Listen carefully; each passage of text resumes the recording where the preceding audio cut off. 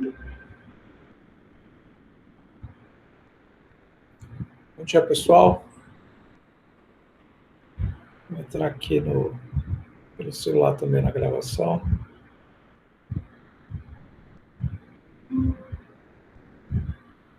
Vou visualizar.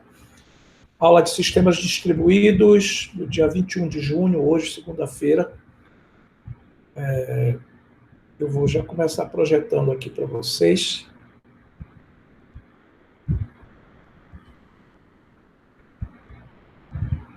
Compartilhar a tela.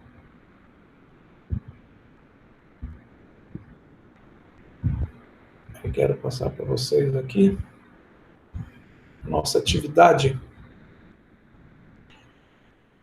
Eu já passei uma atividade assíncrona, tá?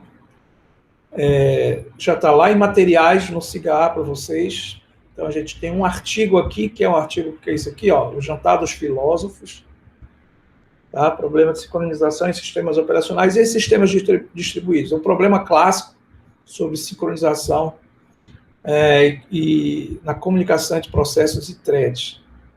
Então, tem aqui a descrição do problema, o que é, e tem a discussão de algumas soluções computacionais. No final, tem uma implementação, uma possível implementação em C desse código. Qual é a nossa atividade? E também já está lá, via Cigar, mandei para vocês. Está disponível a partir de hoje, 6 da manhã, já está disponível. Então, a nossa atividade é a seguinte: vocês vão baixar o artigo, que é esse artigo aqui, ó, tá? Jantar dos Filósofos. Vocês vão estudar o conteúdo do artigo, aí vocês podem pegar, ler outros textos na internet, ou os livros, o livro do Colores, o livro do Tannenbaum, e tentar se informar um pouquinho mais, quiserem conhecer mais sobre esse problema. Esse é um problema clássico que ilustra algumas realidades que a gente encontra em sistemas operacionais e sistemas distribuídos. Aí vocês vão implementar o código desse problema, um código de uma solução para resolver o problema do Jantar dos Filósofos. Vocês vão saber o que é o problema e depois como implementar. No artigo, no final, já tem uma solução em C. Se vocês quiserem, pode implementar em C, já tem até aqui. Mas eu quero fazer em outra linguagem, porque eu quero fazer em Python. Pode fazer em Python. Eu gostaria de fazer em Java. Pode fazer em Java. Tá?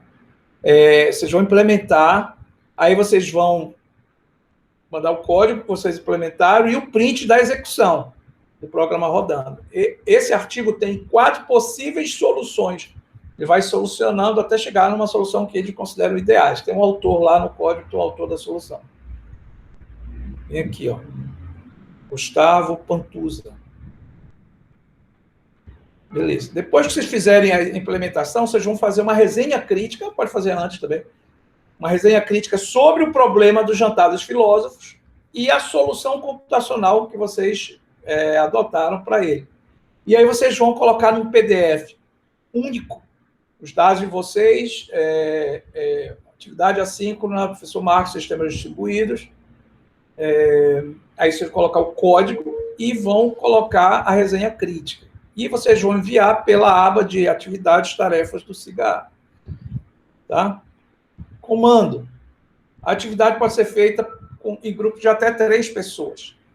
A atividade, ao invés de ser uma semana, que é o prazo normal, vocês vão ter 2 semanas, 15 dias para fazer essa atividade. Então, a entrega dela é até, se é a próxima segunda, na outra, dia 5 de julho. Passou disso, o Cigar já fecha. Nem recebe mais. E ela vai valer, gente, 2 pontos para a NAP 2 de vocês. Tá bom?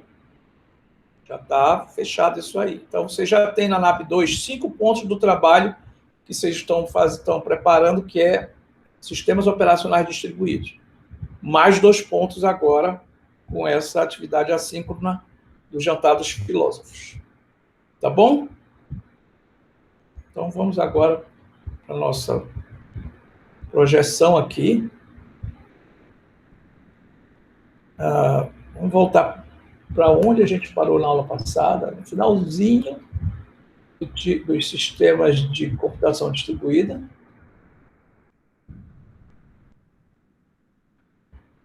A gente falou de grades de computadores, Tá? E a gente faltou entrar aqui nessa modalidade que é chamada de nuvens computacionais, que também é um tipo de implementação, um tipo de sistema distribuído dessa categoria, dessa classe, sistemas de computação distribuída. Relembrando que os sistemas de computação distribuída é quando eu tenho uma programação que requer muita carga computacional, ou seja, muito processamento, eu preciso de CPU bastante para dar conta da quantidade de processamento, e eu preciso também, geralmente, de muito espaço para armazenar, muita memória e muito espaço em disco. Então, a gente viu que eu tenho aí um modelo chamado de cluster. Nos clusters, o sistema ele é homogêneo, eu tenho vários computadores ligados em série, formando uma rede paralela de processamento, mas as máquinas elas são homogêneas. A plataforma ela tem que ser homogênea. Todo mundo é, por exemplo, PC, os sistemas operacionais têm que ser o mesmo. E aí eu geralmente tenho aquele modelo de master-slave, eu tenho uma máquina que é chamada nó-mestre, e as outras são chamadas de nós escravos, que vão executar esse código. O outro modelo que a gente viu é o modelo de grade, ou grids, né? Onde eu tenho aí muitas máquinas que estão, ao contrário de um cluster, estão distribuídos geograficamente. Então, tem muita máquina espalhada fisicamente distante uma da outra. E, geralmente, é para compartilhar recursos. Eu posso processar uma parte do código num lugar, outra parte no outro, por aí vai. E a última modalidade aí, que está ligada com grades computacionais também, mas é mais um modelo recente de sistemas de computação distribuídos, são as clouds, né, ou nuvens computacionais. Qual é a ideia por trás das nuvens? É um modelo de utilização de entrega de recursos. Ou seja, o que eu quero? Obter recursos, seja de hardware ou de software, através de rede. Então, eu não tenho como processar os meus programas de redes neurais convolucionais, porque são muito pesados e eu tenho um computador simples, eu não consigo rodar. Então, eu uso na nuvem a máquina da Google, que está lá no Google Colaboratory. Então, eu implemento na nuvem, eu executo lá na nuvem, que eu nem sei onde fica a nuvem, mas fica em algum recurso distribuído, e eu vou usar o hardware da Google, eu vou usar o software da Google, e no final eu vou baixar para mim apenas os resultados. Essa é uma ideia, né? Então, eu estou utilizando recursos distribuídos, de processamento, de hardware, de software, etc. A rede de fornecimento de recursos é chamada de nuvem. Então, eu posso usar a nuvem da Google, a nuvem da Amazon, então é uma rede imensa que a gente tem na Amazon. E eles fornecem esse serviço, eles vendem o serviço de eu utilizar os data centers deles para hospedar meu site ou para processar meus programas, por aí vai. O recurso da nuvem parece infinitamente escalável e pode ser utilizado sempre. Então, é como se eu tivesse um recurso infinito. Eu tenho todo o poder computacional do mundo, desde que eu consiga pagar, né? Obviamente, eu tenho na Amazon lá uma quantidade infinita, quase, de poder de processamento, de armazenamento, etc. Mas tem um custo. Aí tem os serviços gratuitos, como o Google Colaboratory, para a gente fazer isso, mas quando eu vou falar do nível profissional, eu vou ter que pagar por isso. Então, um exemplo aí, Amazon, Google Apps, Microsoft Office 365, porque eu não preciso instalar mais o Office na minha máquina, eu uso na nuvem, né? Então, eu entro, edito o meu Word, meu PowerPoint, tudinho, uso, sem instalar na minha máquina, edito na nuvem. Quando eu precisar, eu baixo só o arquivo. Mas eu não preciso instalar, eu utilizo na máquina que está distribuída. Dropbox, todos os aplicativos da Google, né?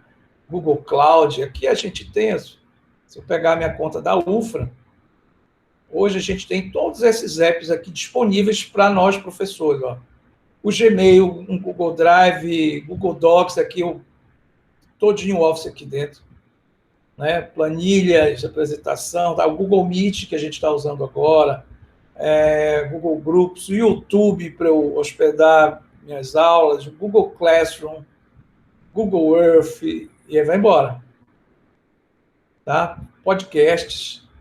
Ou seja, todos esses são aplicativos que estão disponíveis aí para utilizar nesse modelo de nuvem computacional. Aqui é uma ideia de diagraminha, né?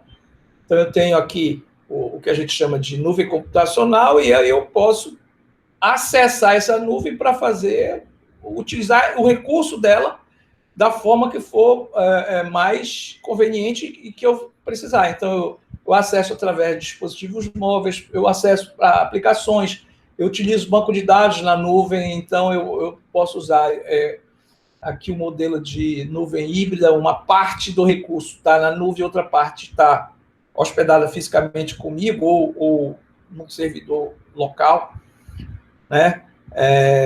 Nuvem pública, nuvem privada, então eu tenho também uma parte da nuvem que está disponível, que é pública, qualquer um pode acessar, e outra parte que ela é restrita de acesso, né? Eu posso usar servidores, que a gente chama muito de virtualizar servidores, que se lembra aquela visita que nós fizemos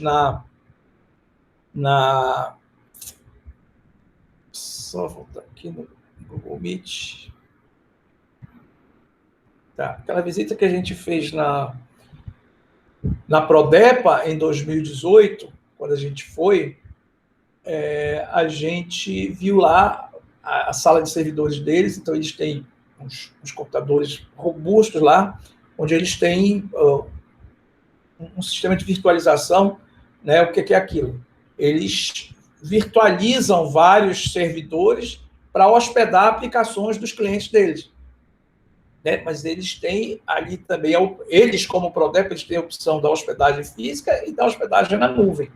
Então, isso é o que a gente chama aí desse modelo híbrido aqui. Armazenamento, eu quero armazenar meus dados, isso não é barato, né? Eu estou armazenando, todas as aulas que a gente grava, ele gera um arquivo de vídeo lá no Google Drive da minha conta. Esse arquivo está sendo armazenado lá na nuvem, no servidor da Google, que tem contrato com a UFRA, né? Não fica no servidor da UFRA aqui. Então, estou usando a solução de storage da Google. Antes, se eu estou usando apenas o CGA, eu estou armazenando todos os dados que eu envio no CGA, os livros, eu mandei para vocês esse trabalho assim, ele vai ficar hospedado no data center da UFRA. Como eu estou agora, quando eu uso esse contrato que a UFRA fez com a Google, então eu estou usando o Google Drive, eu vou colocar hospedado no storage, na unidade de armazenamento, em nuvem da Google. Esse é o contrato. Falando um pouquinho mais sobre o modelo de nuvens computacionais, né? Eu tenho, em nível de hardware, processadores, roteadores, sistemas de energia e resfriamento. Usuários normalmente não veem esse recurso diretamente. Então, eu não sei cadê o recurso da Google, onde é que está fisicamente o storage com os meus dados do Google Drive. Está em algum servidor da nuvem, aonde? Não sei. Lembre que um dos conceitos de sistema distribuído é exatamente essa ideia da transparência de localização, né? Fisicamente está onde? Não faço ideia. É algum lugar, provavelmente em Belém. Mas com réplicas e nos outros servidores. E com relação à infraestrutura, se utiliza técnicas de virtualização, né? Envolve alocação e gerenciamento de dispositivos de armazenamento e servidores virtuais. Então, a virtualização é esse modelo quando a gente coloca num servidor de nuvem o dispositivo que a gente precisa local. Quando eu uso o modelo de Google Drive, um Dropbox da vida, eu estou virtualizando armazenamento de arquivo, mas eu posso virtualizar a minha aplicação. O meu servidor de aplicações com o meu software que roda o meu aplicativo principal da minha companhia, da minha empresa, ele está na nuvem hospedado. Então, essa é a ideia da virtualização. Estou num servidor virtual. É um servidor que não está fisicamente na minha empresa. Eu tenho meu site com meu servidor de aplicações, com meu storage, tá? Onde é que ele fica? Ele fica na nuvem. Mas aonde? Onde é que eu tenho o data center? O data center é contratado da Google, ou contratado da Amazon. Ou seja, um AWS da Amazon. Não está comigo a infraestrutura, ela está armazenada, virtualizada. Então, eu estou alocando um serviço de uma empresa que ele hospeda meu site, ele armazena meus dados, aí ele me dá toda a infraestrutura que se eu fosse pagar localmente, talvez seria muito mais caro, porque primeiro que vai ficar centralizado, eu só vou ter uma cópia. Virtualizado eu vou ter opção de segurança, de redundância, e também a infraestrutura não sou eu que tomo conta, eu não vou pagar a luz, eu não vou pagar o servidor, deu um problema no servidor, eu vou ter que arrumar funcionário, 13º, férias, não tem isso, eu estou pagando para a empresa que hospeda e virtualiza o meu serviço, arcar com esses custos. Eu quero saber quanto custa mensalmente. Então, eu pago. Né? Obviamente, eu quero ter meu backup físico local, sem problema.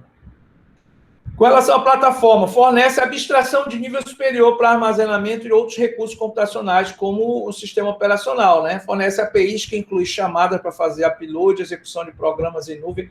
Eu não me preocupo quando eu quero acessar a minha aplicação. Eu vou acessar a partir de qual sistema operacional? Qual é a interface que eu vou usar? Não interessa. Isso aí é transparente para mim. Então, ele é multiplataforma. O sistema que está virtualizado em nuvem, ele pode ser acessado de qualquer tipo de plataforma. Por exemplo, o sistema de armazenamento do Amazon, o S3, é uma das modalidades que a Amazon oferece, né? Ele oferece uma API para que os arquivos criados localmente sejam organizados e armazenados nos chamados buckets, que são as cestas, as gavetinhas lá no storage dele, né? Que são armazenados automaticamente em nuvem. Então, eu tenho aqui o meu sistema e tal, mas eu pago para ter uma cópia de todo o meu storage na nuvem lá. Eu tenho uma das soluções que a Amazon vende, é esse modelo S3, é uma das mais simples, que é o meu backup do meu storage em nuvem. Então, eu estou aí, isso aqui é um serviço oferecido pela Amazon. Tem N outros. Se você entrar lá no Amazon, lá no AWS, você vai ver a modalidade gigantesca que tem de possibilidades, a quantidade gigantesca que tem de possibilidades de soluções de cloud computing. Né? Posso alugar espaço em disco, eu posso alugar processamento, eu posso alugar os dois, eu posso alugar o desenvolvimento da minha aplicação, uma estrutura para rodar inteligência artificial, enfim. Aplicação, do ponto de vista de aplicação, eu conto com aplicativos reais, como suíte de escritório, então eu posso colocar aí o Office, eu não preciso mais instalar, eu uso na nuvem, né? Processador de texto, planilha, software de apresentação. É comparável ao pacote de aplicativos enviados com sistemas operacionais. O cara comprou o Windows e ele vem o Office junto. Ou eu instalo o Office. Na nuvem eu tenho virtualizado esses recursos também, sem precisar ter que depender de uma instalação física. Basta eu ter acesso à internet, um browser, e eu consigo acessar. Aqui tem um diagraminha que fala um pouquinho sobre esse modelo, né? Aqui usando alguns serviços proprietários que utilizam na prática. Então, vejam que a gente tem camadas onde essa nuvem computacional ela é implementada. Eu tenho aqui uma chamada camada de aplicação, uma camada de plataformas, uma camada de infraestrutura e, na base aqui, a minha camada de hardware. Então, eu tenho aqui um sistema com 4 camadas para possibilitar oferecer um serviço de cloud computing aqui. Tá? Aqui, por exemplo, na camada de aplicação, eu tenho web services, multimídia, aplicativos de negócio. Aqui eu tenho aí, por exemplo, Google Docs, eu mostrei para vocês agora lá, né? O meu Gmail, o serviço do YouTube, o Flickr, anyway. O que eu quiser colocar aí de nível de aplicação, tá aqui nessa camada. Para disponibilizar essa camada de aplicação, eu tenho uma camada mais aqui embaixo, chamada de camada de plataforma, né? Onde as empresas que oferecem cloud computing vão ter uma infraestrutura que elas vão colocar a estrutura necessária aqui para rodar essas aplicações. Então, eu tenho aqui nessa camada frameworks de software como o Java, o Python, o .NET, né? Eu vou ter bancos de dados aqui para poder fazer armazenamento. Então, eu tenho aqui nesse nível o Google App Engine, eu tenho o Microsoft Azure, Azure assim como eu tenho o Amazon AWS, que é a plataforma de cloud computing da Amazon, eu tenho o Azure, que é a plataforma de cloud computing da Microsoft. Então, ela oferece também essa computação em nuvem, os servidores, os supercomputadores, os mainframes dela para hospedar e vender esses serviços. Servidores de aplicação, storage, tudo. Segurança, servidor de e-mail, vai embora.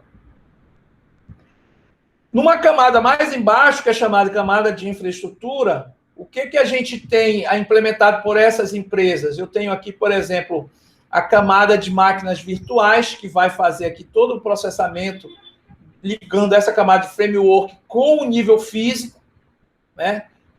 O armazenamento físico já vai ser preparado aqui nos storage, separando em blocos e arquivos, né? Blocos e arquivos, para que seja gravado finalmente no nível de hardware. Aqui na memória, no disco, aqui eu tenho CPU, memória, largura de banda, né? Nessa camada mais inferior, subjacente aqui. Aqui nessa camada eu tenho, obviamente, no nível físico, os data centers reais, físicos. Aqui a gente está usando o aplicativo na nuvem, mas ele está sendo hospedado no data center. Eu tenho uma estrutura aqui. Aqui são dois tipos de serviços de infraestrutura da Amazon. Né? Em cima da Amazon eu tenho aqui o serviço de cloud da Google e da Microsoft, por exemplo, e permitindo que esses aplicativos rodem em nuvem e sirvam qualquer um onde tiver em qualquer localização geográfica. Essa é uma ideia de uma infraestrutura de cloud computing. Resumida, mas é uma ideia. Como resultado disso, a computação em nuvem tem o potencial para modificar a indústria de software inteiramente. Na verdade, já modificou. A gente saiu de uma era onde os softwares eram desenvolvidos para uma máquina física real, que a gente chamava, que era um desktop aqui, seria um desktop ou um notebook, ou até um mainframe, mas eu desenvolvia um programa, uma aplicação, um software, para uma máquina específica, que tinha um hardware, que tem um sistema operacional. Aí, se eu precisasse de uma versão daquele software para outra plataforma, eu tinha que adaptar, reescrever, porque a plataforma é diferente. Hoje, aí depois a gente começou a mudar tudo, as aplicações passaram a rodar na nuvem, ninguém tinha que instalar mais software nenhum, porque o software ficava na nuvem e bastava ter um browser. E aí, essas camadas aqui permitiam que eu conseguisse executar minhas aplicações a partir do browser. Né? E, paralelamente, a gente tem a cloud, a computação mobile, que também migrou para aplicativos de celular, que são dispositivos móveis e cresceram demais. Estão na mão dos clientes diretamente, todo o tempo com ele, e tem um poder de processamento já considerável. Então, isso significa que ele é um computador ambulante que o cara bota no bolso. Então, também, hoje em dia, o que nós temos? As aplicações, elas basicamente estão no celular, no aplicativo, e estão na nuvem. Então, estão disponíveis nessas duas plataformas. Aí eu quero acessar o banco, ou eu vou acessar no app, no meu celular direto, ou eu vou entrar no browser e vou acessar o cloud computing do banco. A solução do e-bank. Né? As aplicações passam a rodar na rede ao invés de estarem no desktop do usuário. Isso afeta a arquitetura de como projetar, de como desenvolver, de como implementar, executar e entregar os pedidos. Né?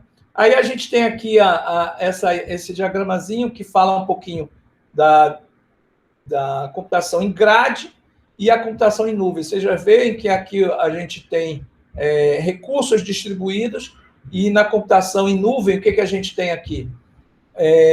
Também recursos distribuídos, mas a ideia é diferente um pouco. Eu não estou apenas usando... Aqui eu estou compartilhando recursos assim.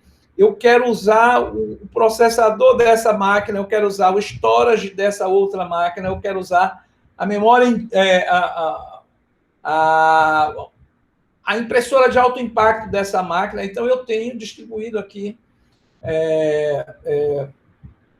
na grade computacional. Na cloud computing, na verdade, eu tenho as minhas aplicações estão virtualizadas.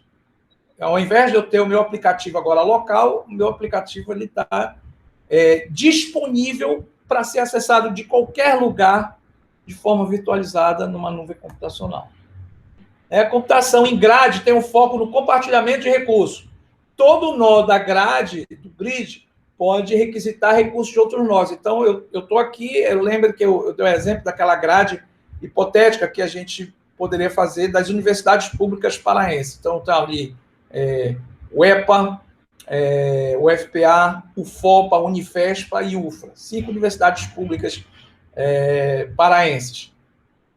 Então, a gente monta uma grade de computação, então eu uso localmente o data center da UFRA, mas tem um recurso no data center FESPA que me interessa, então eu posso usar aquele recurso lá da Unifespa. Ou tá ocioso um recurso lá da UFPA e o pessoal da UFOPA pode utilizar, seja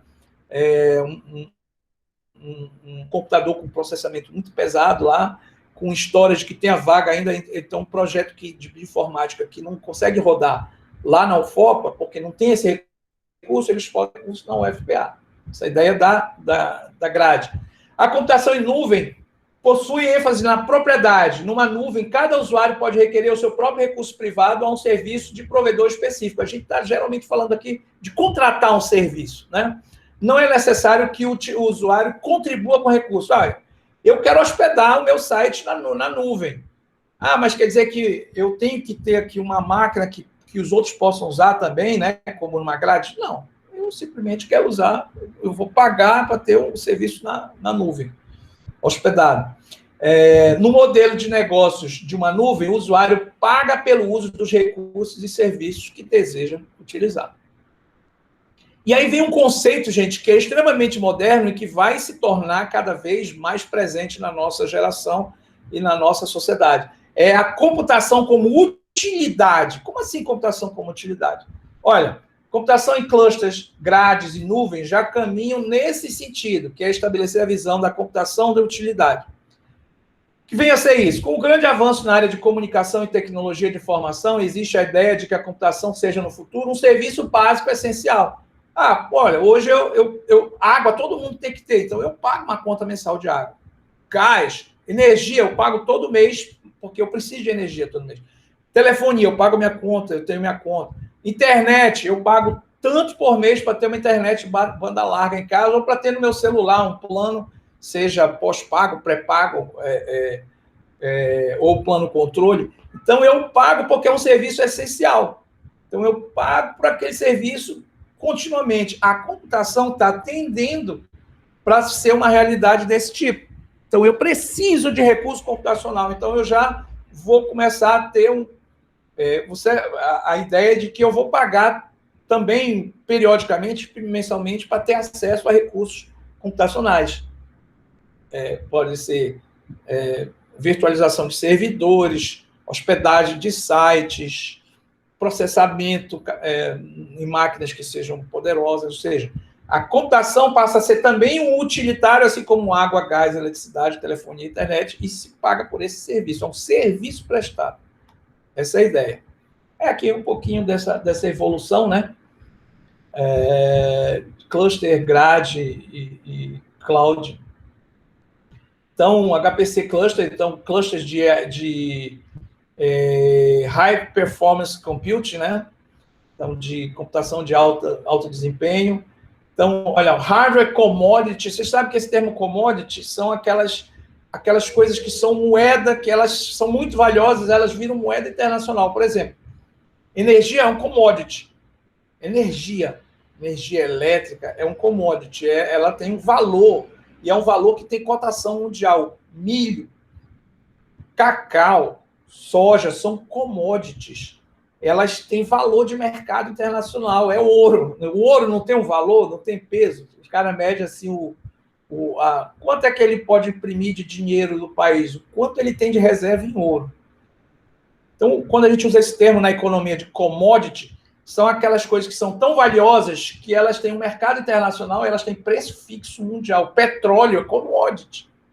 Existe um preço mundial.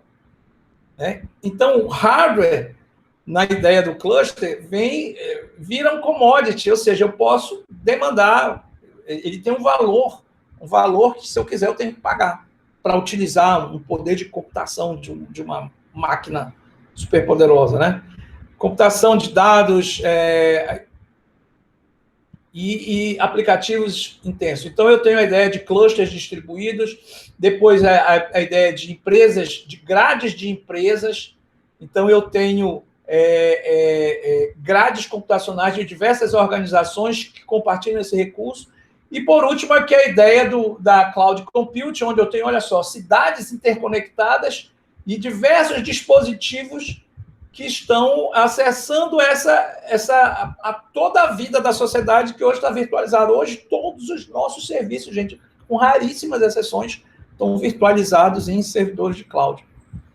Né? Essa aí é uma realidade já que não tem mais como voltar atrás. Bem, esse era o final do último slide. E aí, sem perder mais tempo, vou só conferir aqui quanto é que a gente está de tempo. A gente já tem.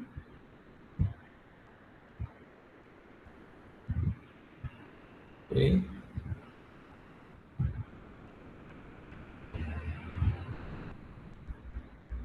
Vamos agora para o slide 4, que é o nosso segundo tipo de sistema distribuído. A gente falou, então, na última aula, e agora nesse inicinho, dos sistemas de computação distribuídos, né? Essa modalidade aqui, que inclui as clusters, que inclui as grids, inclui as nuvens computacionais. A gente entra hoje aqui nos sistemas de informação distribuídos. Não sei se a gente vai conseguir finalizar aqui, mas a gente vai, pelo menos, dar uma boa avançada, que é a segunda modalidade de sistema distribuído. São encontrados em organizações onde uma profusão de aplicações em rede precisa ser integrada. Lembra do conceito que a gente falou de sistemas abertos, onde eu tinha aquele conceito de interoperabilidade e aquele conceito de portabilidade, né? A gente vai trabalhar aqui na interoperabilidade. Então, olha, está todo mundo agora, a empresa ela está em vários países, em vários estados, empresas que compraram empresas, aí a fusão de empresas, aí entrou o modelo da globalização, as grandes corporações acabam comprando outras e vão se expandindo. E nessa história, diversos sistemas diferentes, de repente, têm que colaborar, têm que ser integrados. Né? Um banco comprou outro. Pô, beleza, mas imagina que um banco tinha todo o seu sistema aqui pronto, né? E aí foi comprado por um outro que tem outro sistema, e agora os dois vão ter que funcionar de forma integrada, eles vão ter que virar um. Qual é a solução? Então, a gente tem essa classe de sistemas distribuídos, que são os sistemas de informação distribuído. E a gente vai começar a ver aí qual é essa ideia aí. Então, é uma outra classe de sistemas distribuídos. O foco aí da localização é dentro das organizações, as organizações cheias de aplicações em redes, né? E aí, como é que eu vou fazer a integração dessas aplicações? E isso virou, na verdade, uma dor de cabeça.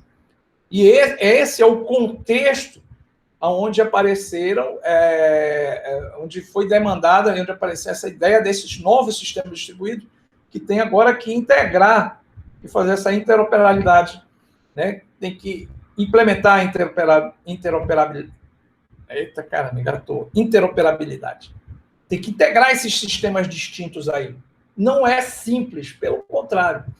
Eu me lembro de anos atrás, quando o BASA começou, o Banco da Amazônia começou a renovar todo o seu sistema, os mainframes, então eles mudaram suas máquinas, compraram máquinas mais modernas, com softwares mais modernos, desenvolveram sistemas mais modernos, só que tinha uma parte da infraestrutura deles que não podia parar de rodar, que a gente chama, é o sistema legado, estava lá. Era um sistema, gente, que rodava nos computadores velhos da Cobra. Cobra é uma companhia brasileira de computadores que vendeu muitas máquinas aí no passado. teve um certo... cobra exatamente computadores brasileiros. O computador brasileiro era uma companhia, nem sei se ainda existe. Pode ter sido comprada por outro, mas é fácil de descobrir. E o BAS, aí eu falando com amigos meus que passaram o concurso, foram lá para dentro do BAS, e disseram, pô, a gente tem duas realidades. A gente tem os sistemas novos, extremamente sofisticados, modernos e tal, mas tem uma parte do nosso sistema que eles são todos arcaicos, mas a gente não consegue integrar com os novos, porque eles são uma plataforma num paradigma muito antigo. Ao mesmo tempo, eles não podem desligar, porque é uma parte do sistema que funciona ali. Então, os caras, na verdade, eles tiveram que manter por anos e anos aqueles cobras funcionando, enquanto eles desenvolviam de novo novas aplicações nas máquinas novas para substituir aquelas que a cobra tinha desenvolvido. Por quê? Porque implementar a interoperabilidade não é moleza.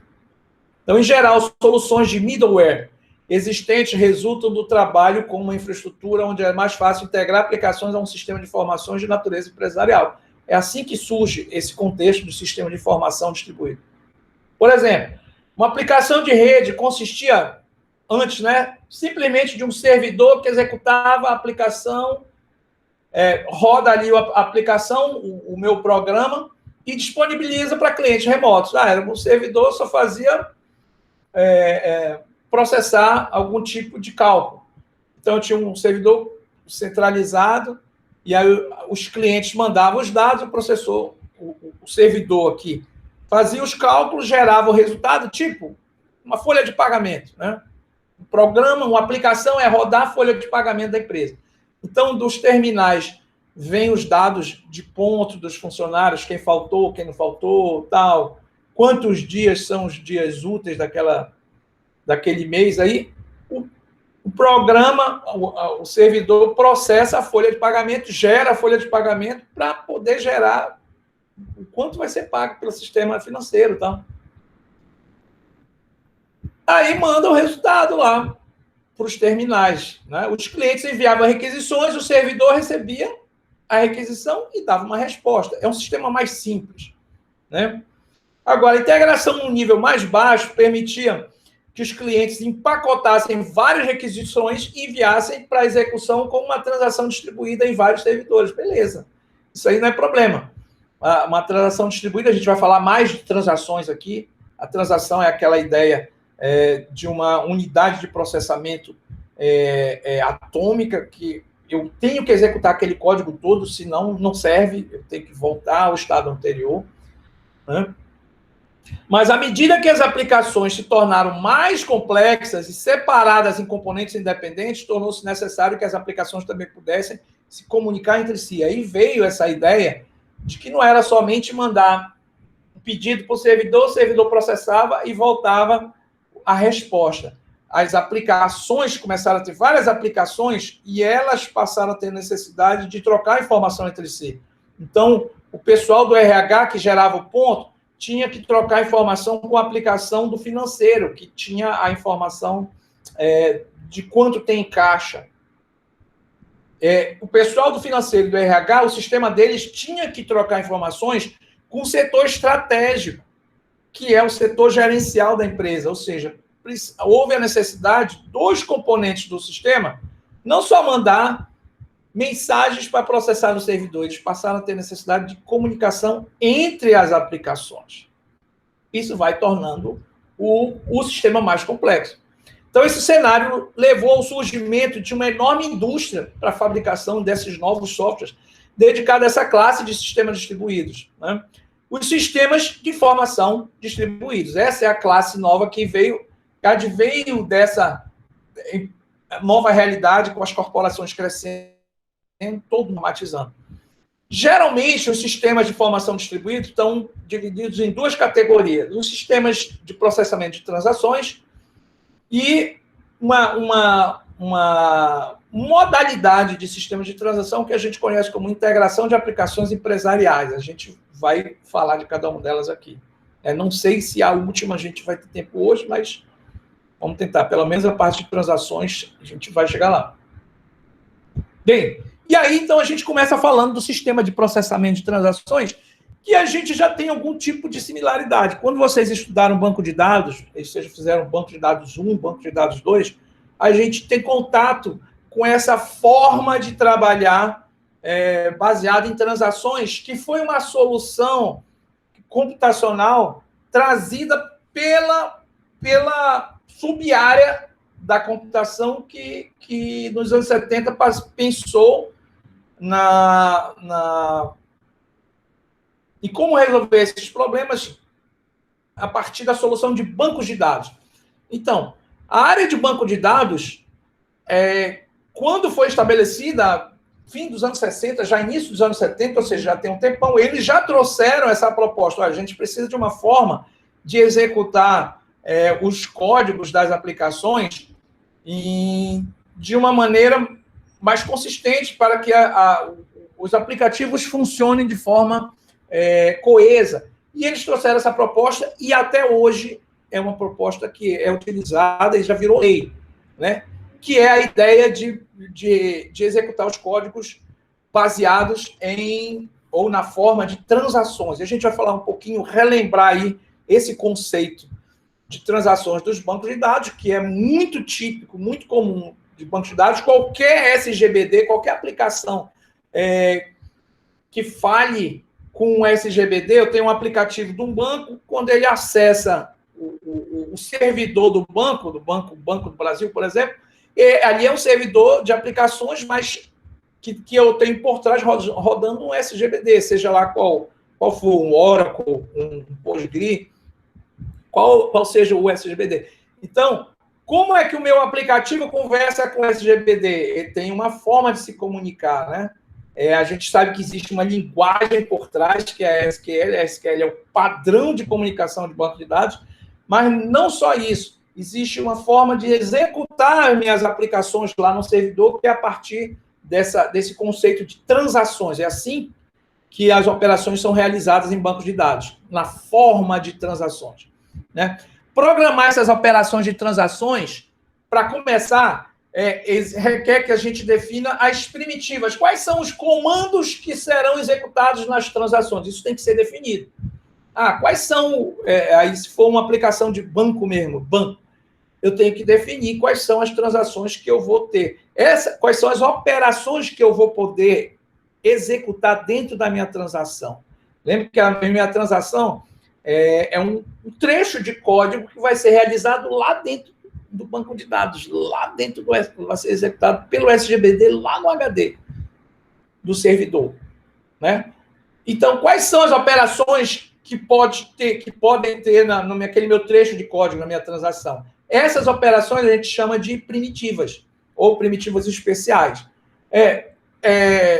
Imaginem que as transações elas têm muita semelhança na forma de acontecer, de serem trabalhadas, processadas, com os processos, né?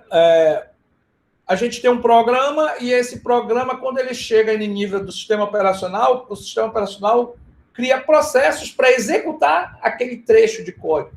Não, às vezes um processo, mas às vezes um processo ele gera 10 threads, que são subprocessos, né? Mais rápidos, mais curtos. E aqueles processos, eles são trechinhos de código que estão executando. Eles vão lá disputar uma fila no processador, aí o escalonador vai controlar essa fila para quando eles entrarem para serem executados pela CPU, pelo processador mesmo, aí aquele trecho de código vai ser executado.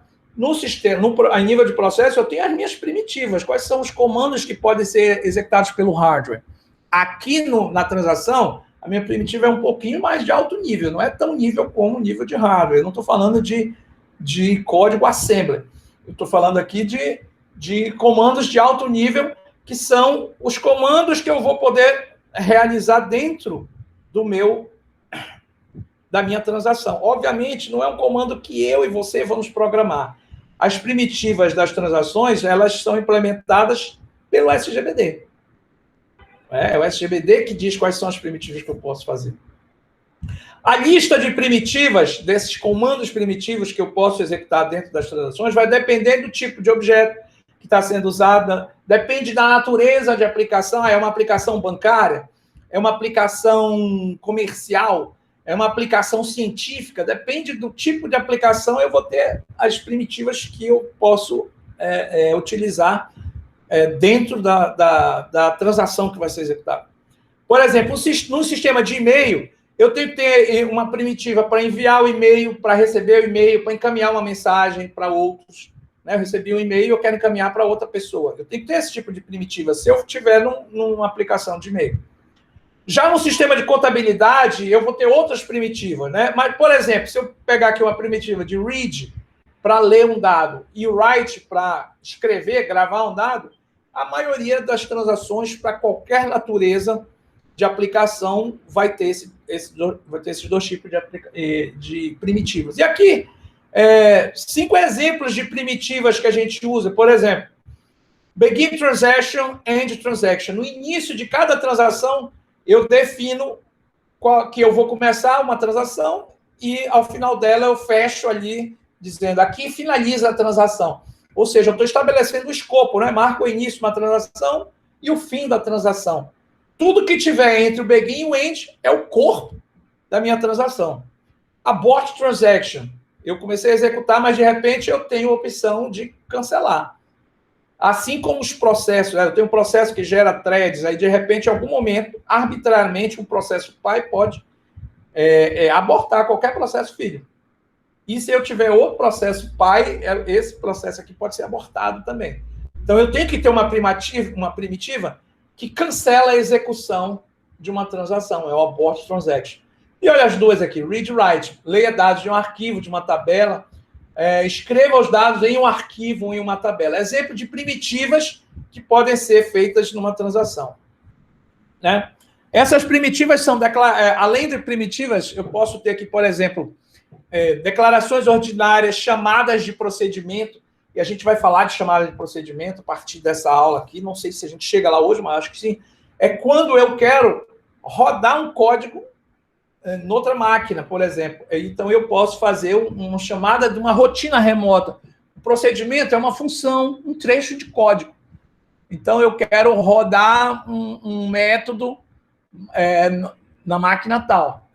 Por exemplo, quando eu tenho uma transação HTTP, que é quando um browser num cliente web quer se comunicar com um servidor web que está noutra máquina lá, então eu estou aqui no Google Chrome e eu quero me comunicar com um Apache que está lá no servidor, com um site. Eu estou fazendo um site, eu estou fazendo um código de uma página e agora eu quero fazer o upload. Aí eu tenho um comando, né, onde eu vou mandar hospedar, fazer esse upload desse código do site que eu tenho lá naquele servidor web. Lá está no Apache, lá no servidor não sei aonde. Então, eu tenho um comandinho que vai rodar, esse comando será rodado em outra máquina. Então, isso é uma chamada para um procedimento remoto. Eu estou executando em outra máquina. Essa é a ideia de uma Remote Procedure Call. A gente vai falar bastante disso quando a gente estiver aqui conversando sobre sistemas de informação distribuídas, RPCs. Né? Elas são muito comuns para executar código em outra máquina, geralmente num servidor. Eu falei para vocês que quando a gente trabalha com clusters, até mesmo com grades, nuvens é mais, nem tanto, mas, por exemplo, quando a gente estava no laboratório e na época do doutorado, a gente fazia acesso remoto a um servidor, aí a gente instalava o programa que a gente queria utilizar lá no servidor, a gente enviava fisicamente aquele programa, a gente instalava no servidor aquele programa, numa área que foi criada, que foi alocada para a gente. Aí eu mandava os dados que ia processar meu de bioinformática para dentro do servidor, e aí estava tudo já lá, quando já estava tudo, aí eu dava os comandos, a linha de comando lá no terminal, para rodar o meu programa com aqueles dados lá no servidor. O que eu estou fazendo aí? Eu estou fazendo uma chamada de procedimento remoto. Eu estou executando um código em outra máquina. É uma RPC. Tá? Isso aí é um ao básico do básico, do básico, do básico, do básico. Mas, olha, se eu for voltar no tempo, na época que eu era estagiário, gente, olha, anos 90. Quantos de vocês já eram velhos nos anos 90? Nos anos 90, eu fui estagiário na antiga Telepará, que depois virou a Telemar, e que depois virou a Amazônia Celular, Telepará, Telemar, e depois virou a Vivo. Eu acho que é a Vivo hoje. Telemar é a Vivo. Acho que sim. Trabalhei aqui em Belém, num prédio, fica aqui na Doutor Moraes, um prédio grande.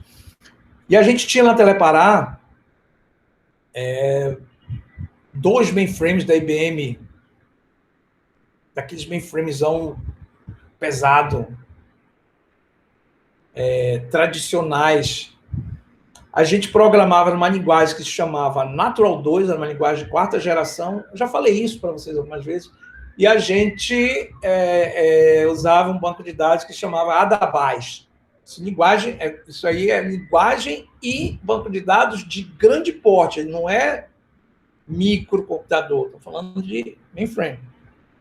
Então, eu trabalhava no setor de assessoria direta à presidência. Eu estagiava. Então, tinha um analista de sistemas e tinha um outro analista de sistema que ele era especialista em COBOL, que é uma linguagem que fez muito sucesso nos anos 80, 90, até anos 2000, de grande porte para grandes corporações.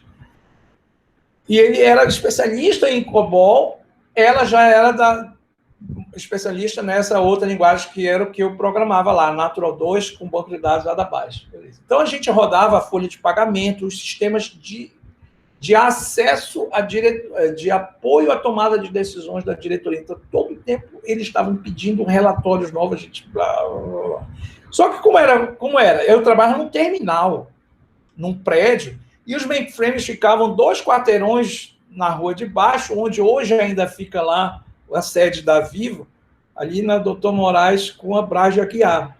Os 2 mainframes, além de outros, ainda estão lá, eles ainda funcionam. São uns IBM de digitinhos, né? Dá um quarto desse meu aqui inteiro. Então, a gente programava num terminal, mas a gente estava rodando lá no servidor, lá no mainframe. Então, o programa estava lá, os dados estavam lá, né? Eu submetia a linha de comandos e era processado lá. O resultado ele era gerado, gravado em tambores, em discos e tal. E aí ele vinha, depois de processado, gerava um relatório em umas impressoras de formulário contínuo, que vocês não sabem nem o que é isso, o papel vinha todo ligado no outro, a gente destacava. Tinha formulário contínuo com carbono, etc. Bacana.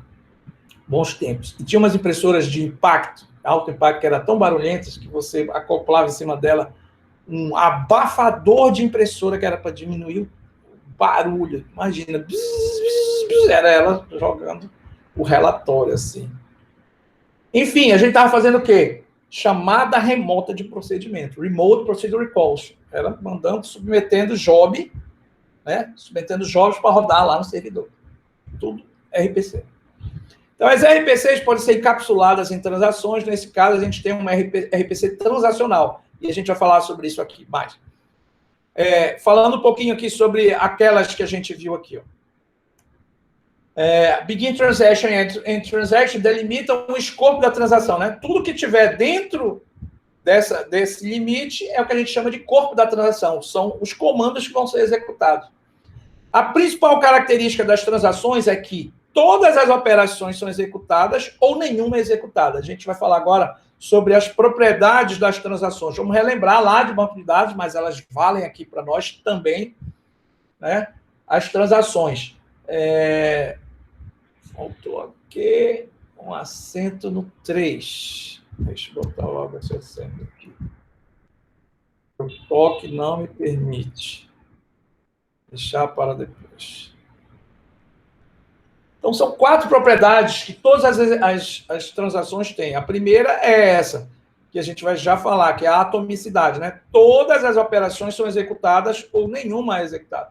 E aí vem aí o acróstico ACID, né? ACID, que são as propriedades de todas as transações. Então, quando o pessoal lá que pensou a solução para os bancos de dados, aí vocês podem colocar ali o CJ Date como um dos caras que foi um dos proponentes dessa solução de banco de dados, e que até hoje são utilizadas. Eles já disseram, olha, se a gente vai ter um sistema de processamento de transações, um SGBD que vai rodar transações, então, tem que ter, as transações elas têm que ter essas 4 características, essas 4 propriedades. E a gente vai relembrar agora essas 4. Primeiro, toda transação tem que ser atômica. É o que a gente chama de atomicidade da transação, né? Para o mundo exterior, a transação acontece como se fosse indivisível. Então, são 10 comandos que ela está rodando. Não interessa. Ela é um átomo só. Ela é como se fosse um só comando. Tá? Ela está encapsulada numa unidade que ela vai ser executada como se fosse um só comando. Isso aí é o que a gente diz, a gente chama de atomicidade, ou seja, toda transação é atômica. Ela é uma unidade só, ela é indivisível. Toda transação tem que ser consistente, ou seja, a transação não viola invariantes de sistema. A gente vai falar sobre isso aqui, dá exemplo. Toda transação, ela tem a propriedade do isolamento, as transações têm que ser isoladas. Transações concorrentes não interferem uma nas outras. Vamos dar exemplo aqui também. E as transações precisam ser duráveis.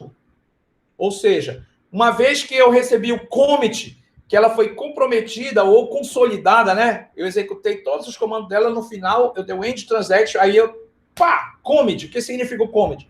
Ela foi executada. Um outro termo que a gente chama, ela foi comprometida. Comprometida que ela recebeu o commit, o committed. Ou um outro sinônimo, que você já pode se acostumando, a transação foi consolidada. Então, uma vez que ela foi consolidada, que ela recebeu o commit, a alteração que ela gerou, ela é permanente. A menos, obviamente, que venha uma outra alteração, uma outra transação e altere. Então, a gente vai ver um pouquinho de cada uma das 4 propriedades. Primeiro, a atomicidade, né? Toda transação tem que ser atômica. Essa propriedade, gente, garante que cada transação aconteça completamente, ou seja, todos os seus comandos que estão entre o begin transaction e o end transaction têm que ser executados. Ou ela não vai acontecer. Se acontecer, será como uma única ação indivisível e instantânea. Ou eu rodo tudo, ou eu tenho que voltar, que a gente já sabe, esse retorno ao estado anterior, é que a gente chama de rollback. O rollback acontece e eu não executei nada, ele desfaz. Igual quando a gente está digitando alguma coisa no Word e a gente errou, e a gente sai desfazendo, setinha para trás. Desfaz. Esse rollback acontece também na transação. E vocês já estudaram o banco de dados, sabem que ela consegue fazer esse rollback porque ela tem ali no catálogo dela o dicionário de dados, onde cada operação que ela realiza, ela registra no dicionário, catálogo dela. Então, se ela precisar fazer o rollback, está anotado tudo que ela fez. Inclusive, com esse dicionário, a gente consegue fazer auditoria para saber o que aconteceu, quais os erros tiveram, quem invadiu o sistema, quem realizou uma operação indevida, porque está tudo registrado no dicionário de dados. Enquanto uma transação está em progresso, outros processos estejam ou não envolvidos nas transações não podem ver nenhum dos estados intermediários. Uma hora que eu começo a executar o código depois do begin transaction, o código da transação, aquela informação lá dentro, ela está isolada. É até uma outra propriedade seguinte aqui. Então, ninguém tem acesso àquela informação. Quando ela finalizar, for consolidada, for comprometida, recebeu o commit, aí o resultado final da transação vai estar disponível. Olha aqui esse exemplo de uma transação e da atomicidade. Então, eu tenho aqui um exemplo. Deixa eu botar aqui uma caneta laser. Começo com o meu begin transaction, né? Começo com o meu begin transaction. Lembra? Olha aqui, ó. Begin transaction, end transaction. O que é isso aqui, gente? O que está de maiúsculo e negrito aqui são as primitivas das minhas transações, ou seja, os comandos que eu posso realizar dentro de uma transação. Então, perceba aqui, comecei minha transação. A partir daqui, gente, ele vai executar instrução por instrução, tá? até chegar aqui. Quando chegar aqui, se eu chegar no End Transaction, ele vai receber o commit. Então, ela vai ser comprometida, vai ser consolidada, vai ser committed. E aí, sigo adiante. Se acontecer algum problema neste ínterim, ela desfaz tudo que já foi feito e volta para o estado inicial. Ou eu executo todo o conteúdo da transação, ou eu volto e executo de novo. Então, olha só. Comecei a transação, vamos lá. Import débito. Aí, quando eu falo import débito, eu vou importar aqui o valor que tem que ser debitado, o banco que eu tenho que debitar, a agência e a conta. Então, por exemplo, eu fiz uma compra lá, passei R$50 de gasolina no posto. Aí vem aqui o valor dos R$50, o banco, a agência e a conta lá do posto. Agora, Open File, eu vou abrir a conta, o arquivo da conta do cliente. Lembre que eu estou dentro do SGBD do cliente aqui. O cara entrou no posto, ele passou o cartão dele do Banco do Brasil. Eu vim para dentro do banco de dados do Banco do Brasil. Aí eu estou executando a transação, que é a compra no débito que o cara fez lá no posto. Dentro da onde? Dentro do banco de dados do Banco do Brasil. Abre o arquivo do cara lá. O banco, a agência e conta dele. Leia o saldo. Se o saldo for maior ou igual ao valor do débito, R$50, tem mais do que R$50, então processa débito. O que seja? Eu vou mandar os R$50 para serem creditados aqui nessa conta aqui, do posto. E o que eu faço? O saldo agora do cara que está abastecendo vai ser o valor que era antes menos o valor do débito de 50. Se o saldo não for maior ou igual ao débito, eu vou escrever. Eu nem entro aqui no processo nada e digo saldo insuficiente. Fecho o arquivo, é a outra primitiva, End Transaction. Consegui chegar aqui, gente, aí eu vou receber o commit, né? Vai ser committed, vai ser comprometida, vai ser consolidada a minha transação e pronto. Eu executo tudo isso ou não executo nada. Essa é a propriedade da atomicidade das transações. Ou eu rodo tudo, ou eu desfaço o que já foi feito e retorno para o estado anterior à execução da transação. Toda transação é atômica. Segunda propriedade das transações, toda transação tem que ser consistente. O que é a consistência de uma transação? Por exemplo, se o sistema tiver certos invariantes, um invariante é uma regra de negócio, gente. Lembre de uma regra de negócio. Todo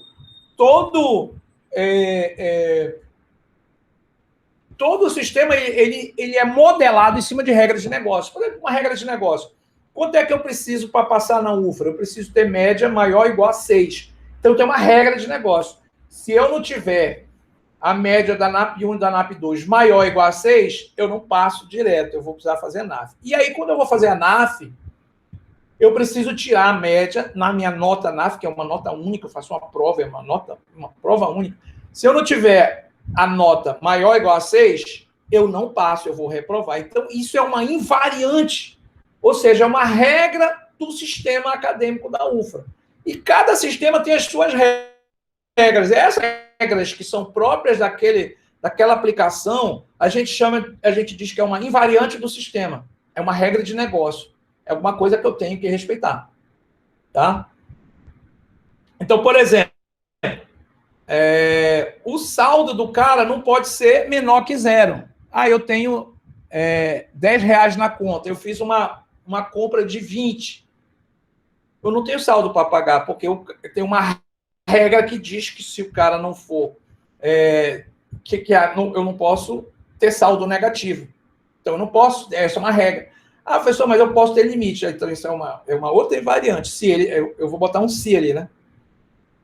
Se eu tenho R$10, eu quero debitar 20. Se o cara não tiver limite que comporte essa diferença, vai voltar a transação. Eu vou dizer saldo insuficiente. É uma regra do negócio, é uma invariante do sistema. Então, se o sistema tiver certas invariantes que devem valer sempre, Se eles forem válidos antes da transação, eles também têm que ser válidos após a transação. Isso é a regra da consistência de uma transação. Por exemplo, no sistema bancário, uma invariante fundamental é a lei da conservação do dinheiro. O que é essa invariante no sistema bancário? Após toda a transferência interna, a conta interna é assim, dentro de uma conta de um cara para a conta de outro cara, ou duas contas dele mesmo, só que dentro do banco. Tá? Após uma transferência interna, a quantidade de dinheiro no banco tem que ser a mesma que era antes da transferência. Óbvio, né? É óbvio, mas é uma regra interna, não pode ser violado. Porém, por um breve momento, durante a execução da transação, esse princípio é violado. E eu vou dar um exemplo aqui. Então, acontece que a violação não é percebida fora da transação. Então, vamos ver o que seria essa ideia. A consistência. Olha só, eu tenho uma transação T1. Qual é a transação? Transferir R$100 de João para Maria. Eu estou dando um exemplo de uma transação, de uma transferência interna. João e Maria têm conta no mesmo banco. Por exemplo, Banco do Brasil. Então, ó, eu tenho que transferir R$100 da conta do João para Maria. Então, eu vou começar a executar a transação T1. Aqui eu tenho um saldo inicial de João. O João tem R$200. Maria tem R$0. E no banco, esses dois caras juntos, eles têm R$200. Tá? Esse aqui é o meu estado inicial. Eu vou começar a executar a T1. O que é a T1? Transfere de João para Maria. Beleza, olha só.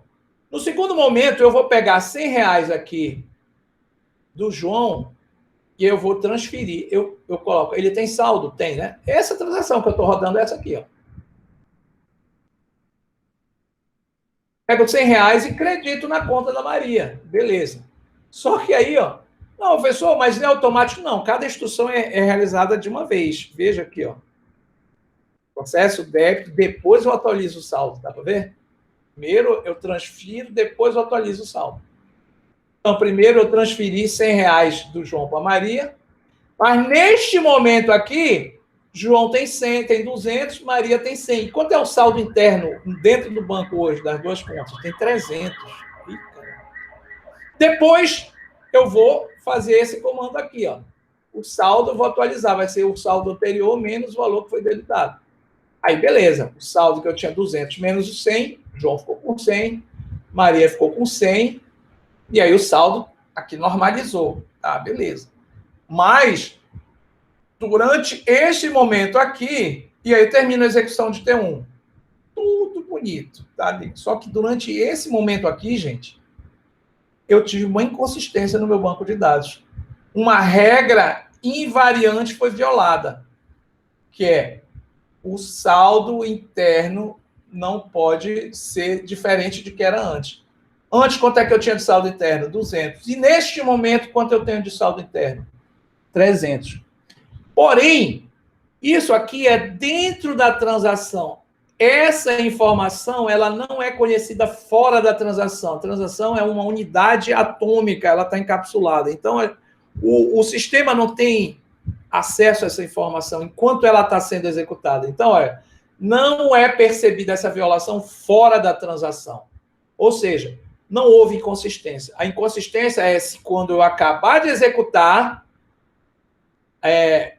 João tem 100, Maria tem 100 e o banco tem 300. Opa, antes tinha 200, agora tem 300. Ou antes tinha 200 e agora tem 180. Aí sim, uma regra foi violada. Então, temporariamente, dentro da transação, enquanto está sendo executado, eu posso ter um momento de inconsistência. Porque os dados, o estado interno dentro da transação não é percebido fora. Mas a ideia da consistência as invariantes não podem ser violadas. Não podem ser violadas. Tudo bem? Terceira propriedade. Vou fazer uma pausa de um segundinho. Não vai dar, porque eu não vou parar a gravação. Era para pegar uma água. Mas vamos lá. Terceira propriedade das transações. A gente já viu que as transações são atômicas, que elas precisam ser consistentes. Agora, as transações precisam estar isoladas. Elas precisam garantir o isolamento. Aí a gente está falando de concorrência de processos. É uma ideia que vem lá dos sistemas operacionais também.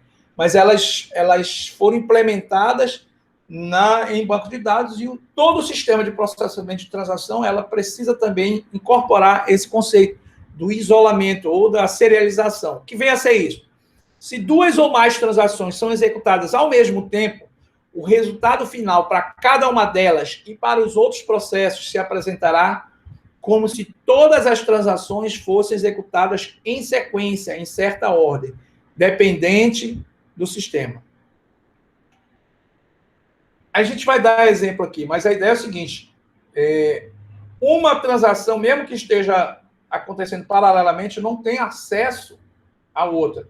Se uma transação está mexendo na conta do Marcos, outra não vai poder mexer. Aquela conta fica bloqueada até que acabe a transação, receba o commit, aí ela vai ser liberada e outra transação pode atualizar.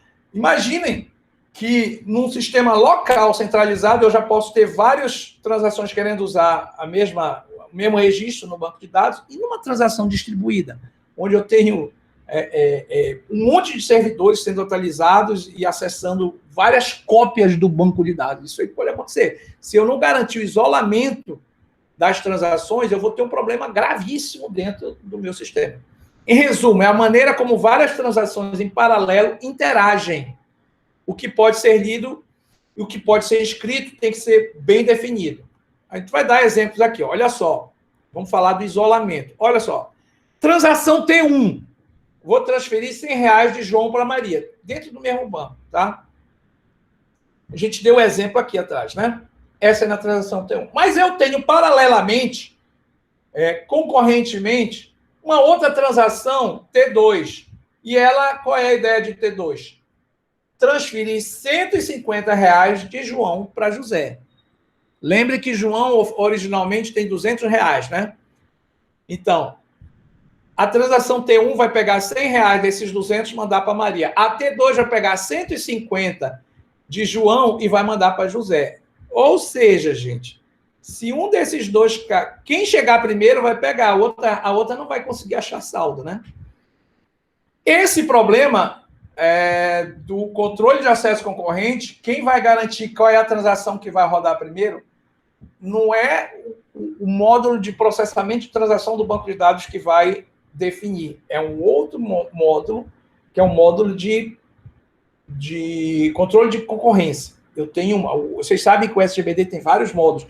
Eu tenho um módulo que vê a autenticação, né? O cara chegou com os dados do cartão dele, senha, validação biométrica, ele tem autorização para entrar no banco. Eu tenho outro módulo do SGBD, que é o responsável pelo processamento das transações. Eu tenho um outro módulo que é o responsável pelo gerenciamento de acesso concorrente. Então, ele que garante isso aqui. T1 e T2 chegaram. Quem vai rodar primeiro? O módulo é como se fosse um escalonador de processo. Ele diz, olha, T1, é contigo. Tu que vai rodar primeiro. Então, nesse caso aqui, o escalonador de transações disse assim, T1 vai rodar primeiro. Quando o T1 roda, gente, ele vai pegar o registro do João e ele vai bloquear. Ele vai travar. T2 não vai conseguir acessar até que o T1 receba o seu commit. Então, T1 vai começar a rodar. Tinha R$200, Maria tinha 0, o saldo no banco interno era 200. Aí o saldo Aí eu transferi, né? 100, coloquei para Maria, tudo ok, acabei de rodar T1. Maravilha. Quando T1 começa a ser executada, a conta do João é bloqueada para T1.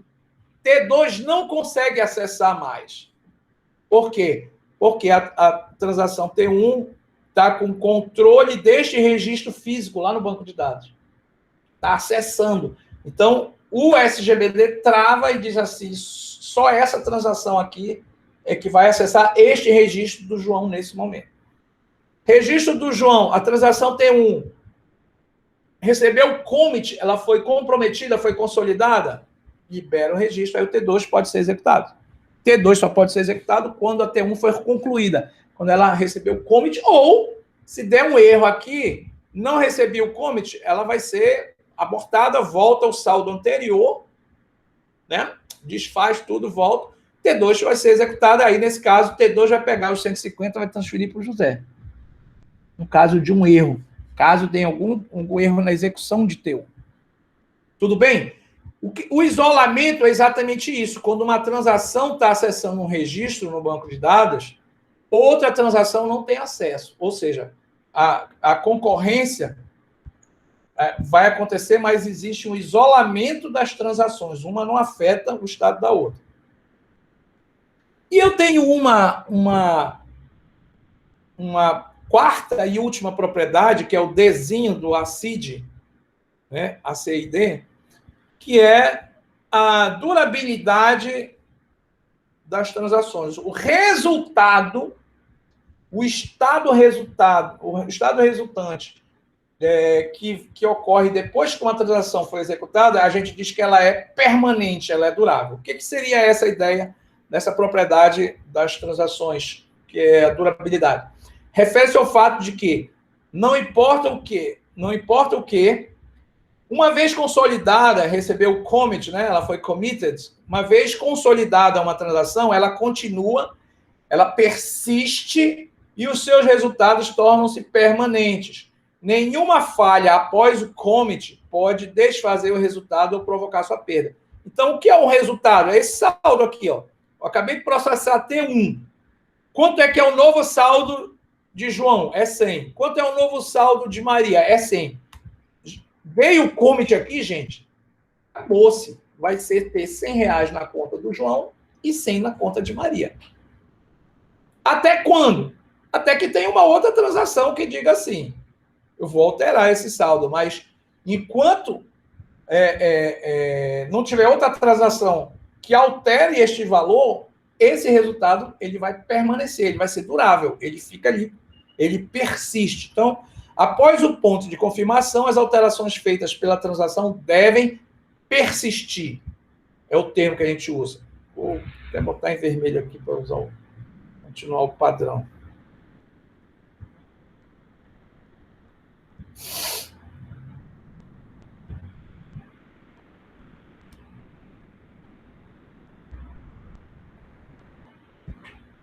Pelo menos até que outra transação altere. Isso é o que a gente chama de durabilidade. Uma transação ela precisa ser durável. Executei, recebi o commit, o resultado, o estado resultante que foi gerado com aquela transação, ela vai ser durável, ela vai continuar até que outra transação altere.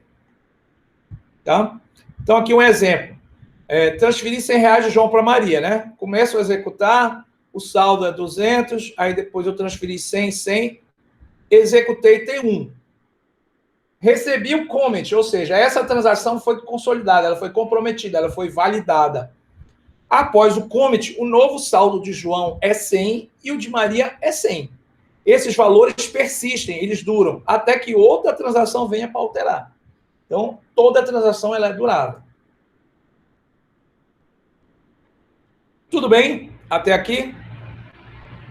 A gente está falando das características, propriedades de uma transação. Agora vamos voltar para a ideia do sistema distribuído, né? Porque um sistema de processamento de transações, a gente quer saber a ideia da distribuição. Eu tenho transações rodando, mas são transações que uma está sendo executada no banco de dados X, outra está sendo executada no banco de dados Y. Então, a gente já tem uma complexidade maior. Então, o que foi falado até aqui refere-se a um sistema de banco de dados local, centralizado. Mas no sistema distribuído, temos mais do que um banco de dados interagindo. Eu tenho as réplicas. E as suas transações também vão interagir entre si. E aí a gente tem um conceito de uma transação aninhada. Eu vou parar aqui 30 segundos para desligar o ventilador e pegar um copo d'água, mas fiquem aí que eu volto. Não vou desligar a gravação, não. Continua.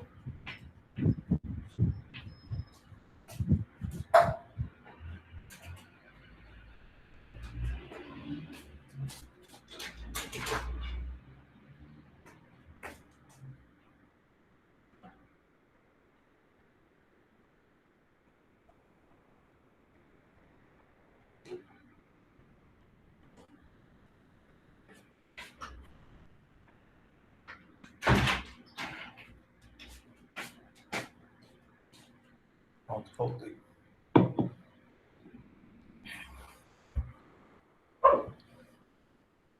Here.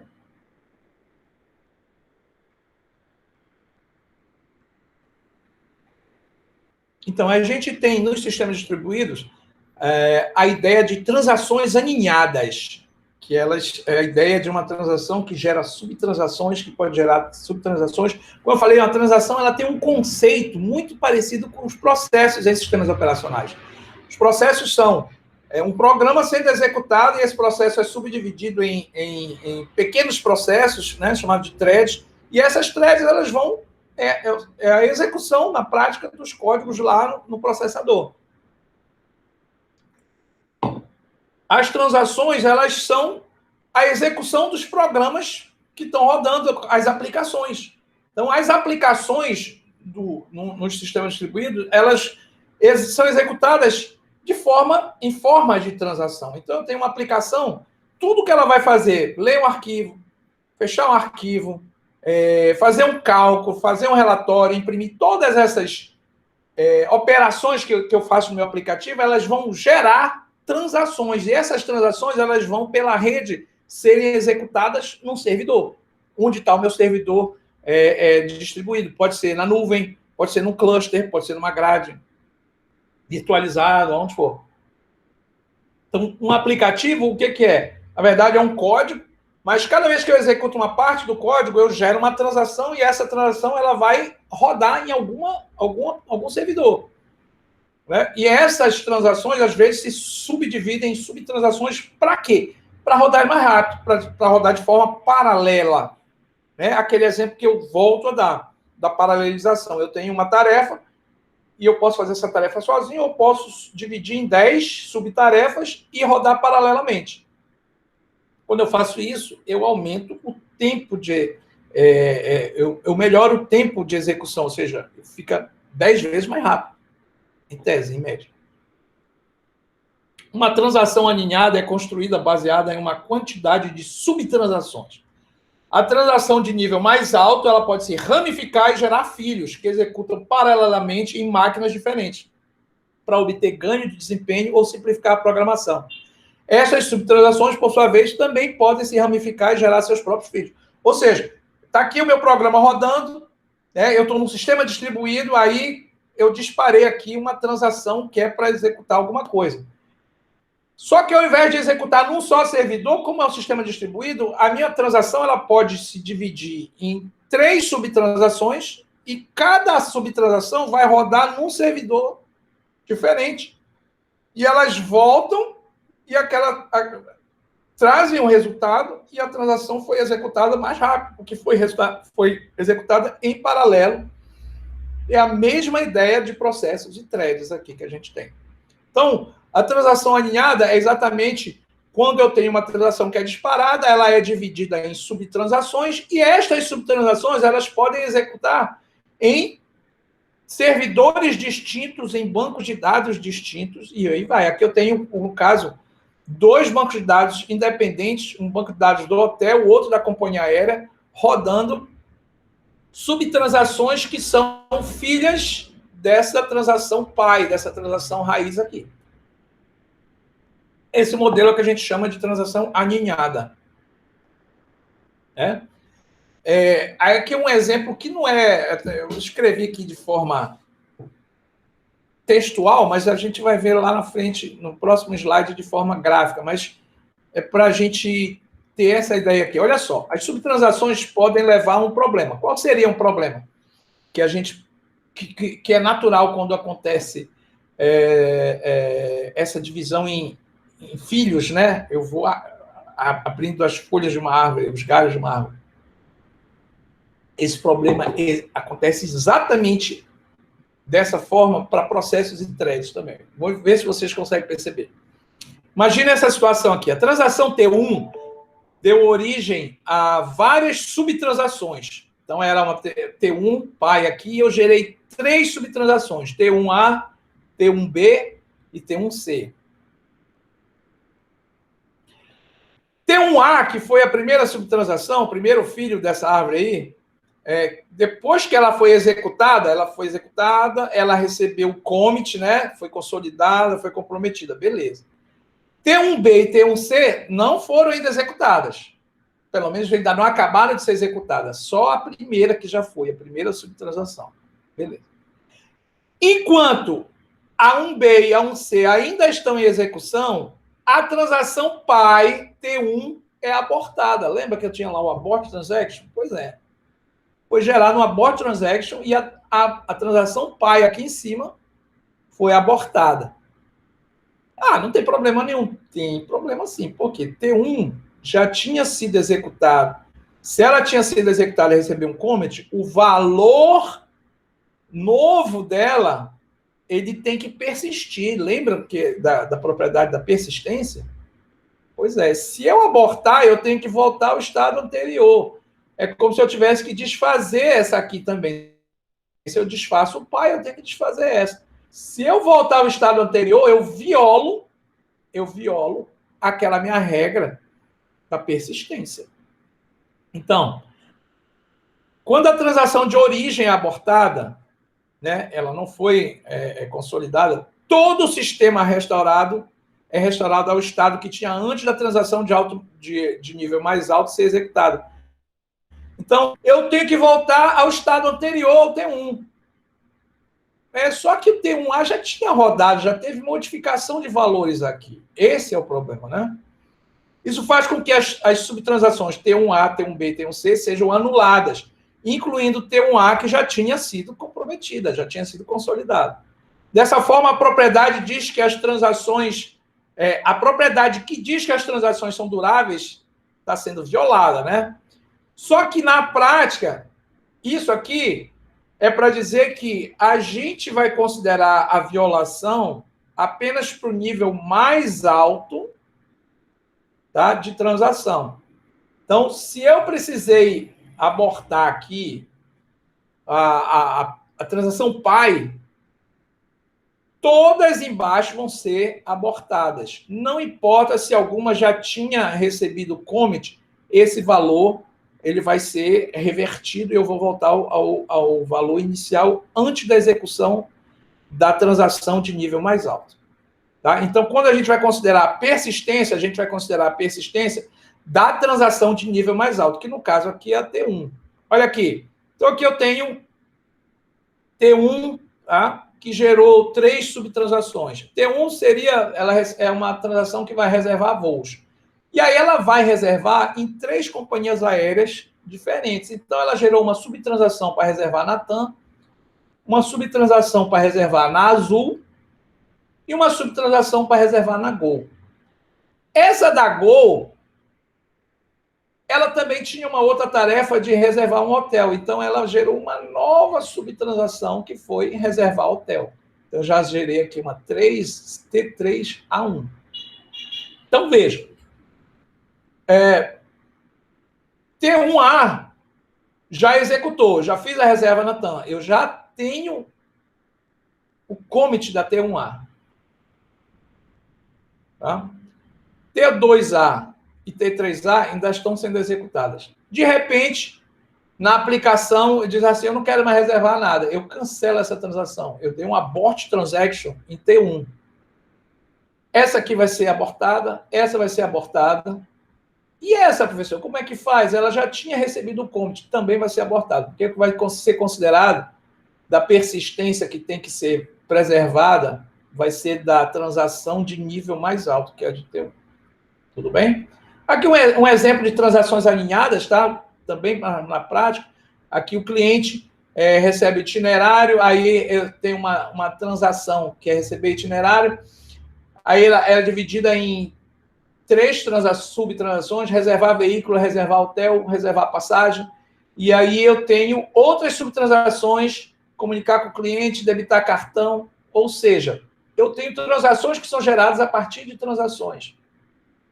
Tá? Então, os trechos da minha aplicação, elas são executadas de forma paralela na forma de transações, seguindo aquelas propriedades que todas as transações têm que ter, e assim essas minhas transações vão rodar e vão ser executadas em diversas máquinas, porque eu estou num sistema distribuído. E como elas vão ser rodadas em diversas máquinas, a minha aplicação ela vai ficar mais rápida do que se ela estivesse rodando numa única máquina. Eu usando a possibilidade da paralelização aí. No caso, paralelização de transações. Tá? Bem, quando esses sistemas... Esse é o modelo tradicional, né? Quando esses sistemas de middleware empresarial começaram a operar, o componente que manipula as transações distribuídas, essas aninhadas, formava o que a gente chama de núcleo para integração de aplicações no nível de servidor do banco de dados. Esse modelo, esse núcleo aí, que a gente vai ver no diagrama a seguir, ele tem um nome, um termozinho técnico que é chamado monitor de processamento de transações, ou monitor TP, né? Transaction Processing, que é processamento de transação.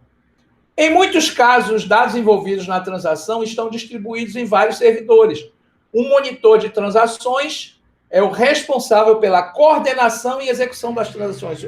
Ou seja, quem vai gerenciar a criação das transações, a criação das subtransações, né? No sistema operacional, a gente não tem ali os escalonadores? A gente tem os escalonadores. Aqui no sistema de processamento de transações, eu tenho essa figura do monitor de transações. Tá? A principal tarefa é permitir que uma aplicação acesse vários servidores, vários bancos de dados, oferecendo um modelo de programação transacional. Então, olha só, aqui está a minha aplicação do cliente. Tá? Aí eu preciso gerar várias transações para rodar em vários servidores diferentes. Então, aqui tem o meu middleware chamado de monitor de transações, ou monitor TP.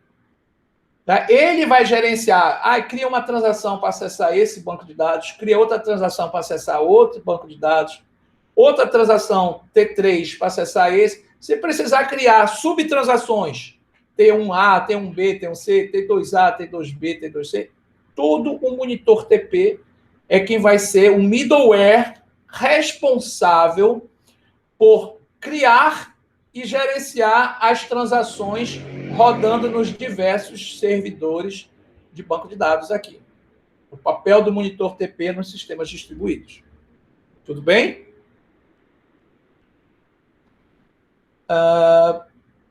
Tá. Beleza. Continuando. Quanto mais as aplicações se desvinculavam dos bancos de dados, né, olha só a ideia aqui. Está aqui o banco de dados, está o SGBD aqui, aí o monitor TP que vai gerenciar as transações que vão acessar, e a minha aplicação está do outro lado aqui, ó, bem distante, ou seja, está desvinculada de hardware, de sistema operacional, né? Então, quanto mais a aplicação se desvinculou do banco de dados, mais se percebia a necessidade de ter algum mecanismo para se integrar aplicações, ou seja, eu poderia ter aqui várias aplicações, e como é que será que a gente não poderia comunicar as aplicações independente daqui? Então, os componentes das aplicações precisavam se comunicar diretamente entre si, e não apenas através do mecanismo de requisição e resposta do monitor TP. Eu precisava ter algum tipo de sistema de comunicação mais eficiente. Né? A ideia é a possibilidade de trocar informações diretamente entre as aplicações. Era necessário criar, então, uma camada de middleware que fizesse isso. Então, a ideia aqui é que a gente tenha o banco de dados aqui físico, o SGBD, aí eu tenho uma aplicação do lado servidor, que está ali dentro do SGBD, eu tenho uma aplicação do lado cliente e eu tenho aqui um middleware que me permite interagir não só entre cliente e servidor, mas também, olha aqui, ó, entre aplicações cliente. Esse é um outro modelo mais moderno que foi mais bem sucedido para esse tipo de aplicações distribuídas, sistema de informação distribuído, né? Que é o que a gente já chama de integração de aplicações empresariais. Uma aplicação de um setor da empresa vai conseguir interagir com outra aplicação do outro setor da empresa. E todas elas vão conseguir continuar enviando transações para rodar nos servidores, né? Mas também vão conseguir se comunicar entre elas. É o que a gente chama aqui dessa ideia de integração de aplicações empresariais. É uma evolução dos sistemas de processamento de transação. E aí, gente, a gente volta aqui para aquele conceito das RPCs, das Remote Procedure Calls, que são uma forma que já é bem antiga que os sistemas implementaram para se comunicar. Eu tinha um sistema aqui, o outro está lá na China, e eu, como é que eu vou me comunicar? Como é que eu vou executar um código lá naquela máquina? Esse sistema de RPCs é um mecanismo que eu consigo não só mandar mensagem, mas mandar um código para rodar lá no servidor. Né? Então, vários tipos de middleware de comunicação foram desenvolvidos. O mais comum e o mais antigo é o chamado de RPC, as chamadas de procedimento remoto, as Remote Procedure Calls. Né? O que é uma RPC? É um componente de uma aplicação que pode enviar uma requisição para outro componente, executando uma chamada de procedimento local. Então, eu posso rodar um código lá no servidor, localmente lá, mesmo eu não estando lá. Uma coisa é eu fazer acesso remoto. Acesso remoto é fácil. Eu dou um telnet, eu dou qualquer outro aplicativo, eu acesso outra máquina, mas outra coisa é eu vou rodar um código lá na outra máquina. Eu vou acessar o servidor, né, o cluster, e eu vou rodar o meu programa. Eu botei meus dados lá, botei o meu programa lá, e eu vou rodar, mandar executar no processador daquela máquina e armazenar o resultado no storage daquela máquina. Então, eu preciso de um mecanismo para não só enviar mensagem, mas conseguir executar comandos lá dentro. A RPC, ela surgiu nesse contexto. A requisição que eu mando para rodar lá no servidor, ela é empacotada e é mandada para o destinatário. Então, é assim como uma mensagem numa pilha protocolo, né? Eu pego aquela mensagem lá da camada de aplicação, do HTTP, aí ela vem e adiciona informações da camada IP, da camada de transporte, aí depois, por exemplo, do TCP, depois ela adiciona mais informações da camada de rede, do IP, depois ela adiciona mais informações da camada de enlace, por exemplo, do Wi-Fi, e por último, eu vou colocar no data frame lá e vou transmitir pela rede física Wi-Fi. Né? Aquela informação foi empacotada e enviada, uma RPC da mesma forma. Comando e os dados que eu quero rodar lá no servidor, eu empacoto e envio. Tá? O mesmo acontece na volta. A resposta do servidor é empacotada e mandada de volta para a aplicação remetente. As RPCs são um antigo, mais eficiente mecanismo de comunicação entre processos. Então, uma aplicação, uma transação, via RPC, ela pode ser executada lá na outra máquina, no outro servidor de banco de dados.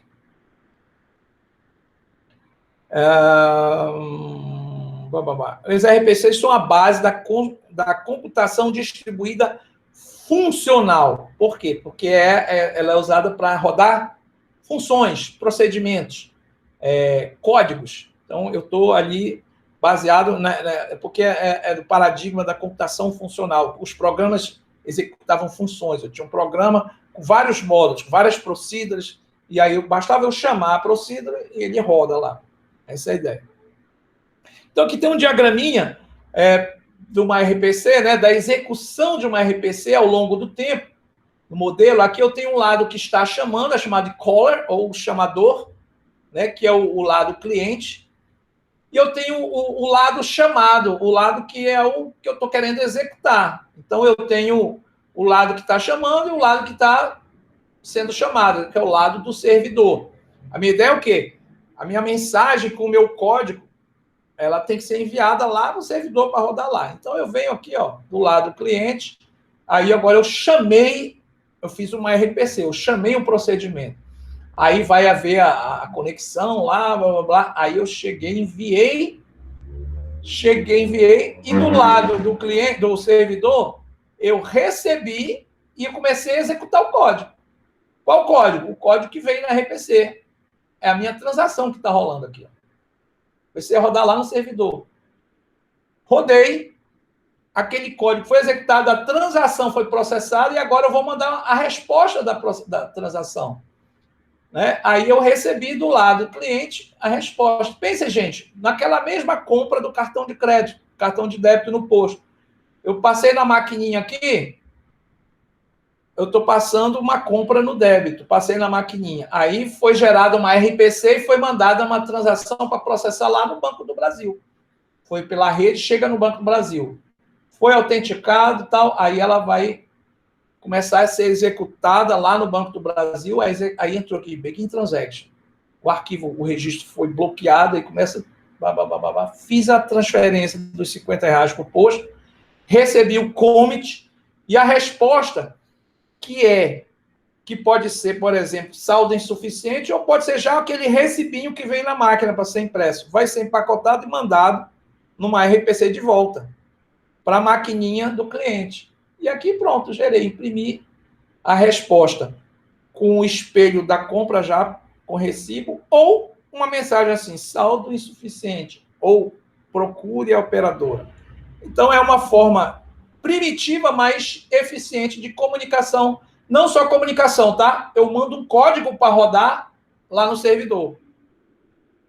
Estou mandando um código. Nesse caso, qual é o código? Uma transação. A, C, I, D. As atômicas, consistentes, duráveis e isoladas. Aqui o diagrama um pouquinho mais detalhado, a máquina cliente, a máquina servidora. Aí do lado do cliente eu tenho a chamada, aí aqui são as camadas, o modelo de RPCs, assim como o outro que é o de RMI, que a gente vai ver daqui a pouquinho. O modelo, eu tenho camadas, né? Aqui a minha camada de cliente, aqui a camada de stub, que a gente chama, ou de skeleton, do lado de cá seria skeleton, e aqui a minha camada de execução, de nível de execução. Então, a chamada é gerada, ela é empacotada e ela é enviada. Aí o pacote é enviado, vai lá para a máquina do servidor. Na máquina do servidor, nessa camada ela é recebida, depois nessa camada de stub ela é desempacotada, e aqui ela é executada no servidor. Aí agora ela vai começar a descer a camada. O código que foi executado ele vai ser empacotado na camada de stub do servidor, aí depois ela vai ser enviada e ela vem via RPC para a máquina do cliente. Aqui o RPC vai ser recebido. O que é o RPC? Foi a transação que eu estava executando lá no servidor. Por exemplo, aquele débito dos R$50 da gasolina. Né? Recebi a camada de stub da máquina cliente, desempacota e eu recebi o resultado. Pode ser o espelhinho dizendo já a maquininha imprimindo o espelho que foi enviado dos R$50, ou uma mensagem na tela da maquineta dizendo assim, saldo suficiente. Essa é a ideia, né, da implementação do mecanismo de RPCs. Bem, como eu falei, esse é o modelo mais antigo de comunicação entre processos para rodar transações em sistema distribuído. RPC para lá, roda o código lá, RPC para cá, traz o resultado do código que foi executado, as transações. Beleza. Mas, depois de um tempo, houve a entrada aí do modelo de orientação a objeto, e aí ganhou muita força, e as aplicações passaram a ser construídas orientadas a objetos. E aí teve uma pequena mudança conceitual, aí saímos aí de uma programação funcional para uma programação orientada a objetos. E aí eles criaram um modelo de comunicação entre processos, para eu rodar código distribuído, muito similar a RPC, só que ele funciona para essa abordagem para o paradigma orientado a objetos. Aí a gente vai chamar não mais de RPC, mas de RMI, Remote Method Invocation, invocação de método remoto. Ou seja, eu estou chamando o método. Só que beleza. Então, eu não estou chamando um método dentro do meu programa aqui na minha máquina local. Eu estou invocando um método para ele rodar lá na máquina do servidor. Ou em várias máquinas de servidores. Né? Então, estamos falando de programação distribuída. Então, uma aplicação orientada a objeto, ao invés de mandar o código dela para rodar nos servidores usando RPCs, uma aplicação orientada a objeto, ela se comunica para mandar rodar o código dela através de RMIs e não RPCs. Tá? Na prática, RMI é a mesma coisa de uma RPC.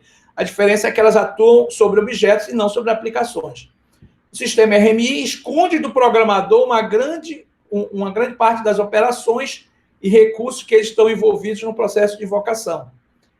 As RMIs são a base da computação distribuída orientada a objeto. E aí, na RMI, da mesma forma que eu tinha aqui as camadas na RPC, eu também tenho as camadas na RMI. A camada de stub skeleton, que é responsável por receber as chamadas, stub é do lado do cliente, skeleton do lado do servidor. Essa camada recebe as chamadas da aplicação cliente que foram feitas à interface e encaminha para o objeto remoto. A chamada de referência remota, Remote Reference Layer, que lida com a gestão e a interpretação das referências remotas, e a camada de transporte, que faz a ligação com as máquinas virtuais através, por exemplo, do TCP/IP. Então, eu tenho aqui agora um lado cliente e o servidor. Eu quero rodar não apenas uma transação da minha aplicação lá no servidor, mas eu quero executar um código, né? Quero rodar um método em cima de uma classe lá no servidor. Então, eu estou trabalhando com aplicação orientada a objeto aqui. Então, eu tenho as 3 camadas, tá? Aqui eu tenho um objeto cliente, aqui é uma camada de stub, e gerenciador de referência remota. Aqui é a minha camada de transporte, e aqui eu tenho as 3 camadas também do lado do servidor. Essa é a arquitetura básica de uma aplicação RMI.